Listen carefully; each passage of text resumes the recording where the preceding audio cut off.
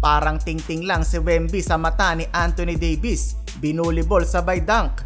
Binawian naman siya ng alien ng NBA. Tamang popcorn lang si LBJ. Tuwang-tuwa sa labanan ng dalawa. LA Lakers versus San Antonio Spurs. Hindi maglalaro ng back-to-back games si LeBron mga idol dahil daw sa left calf contusion. Papalitan siya ni Hachimura sa starting lineup. Buti na lang para sa Lakers ay available si AD at Vanderbilt. Opening quarter, minama ng Lakers sa paint area ang San Antonio Spurs. 22 sa kanilang 34 points ang galing sa paint area. Ang pinakadahilan dyan ay etong si Anthony Davis na umiscore ng 15 puntos sa unang quarter. Parang papel lang si Wembanyama kay AD. Nadali pa ng double fam pick ni Dabrao si Wemby at Sohan.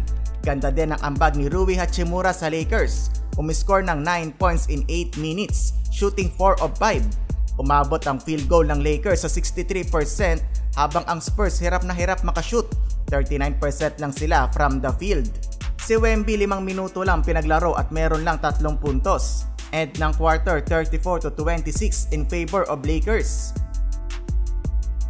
Second quarter, parang tingting lang si Wembanyama sa mata ni Anthony Davis. Minama ni AD si Wemby sabay one-handed throwdown. Nahinto ang pagkain ng popcorn ni LeBron James sa kanyang nasaksihan.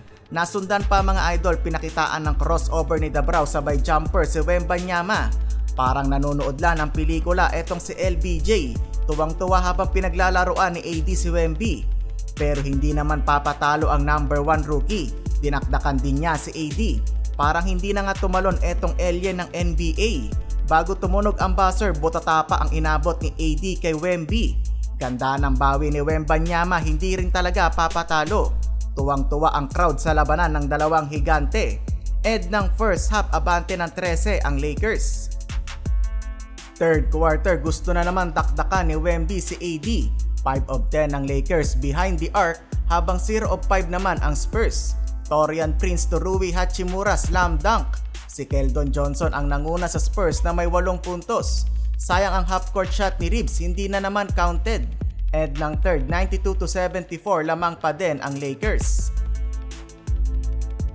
Fourth quarter, sunod-sunod na highlight kay Wemby. Posterized dunk kay Christian Wood sabay tinapalan si Jackson Hayes. Iyak ang mga big man ng Lakers. Nag-relax masyado ang LA habang unti-unting tinapyas ng Spurs ang kanilang kalamangan.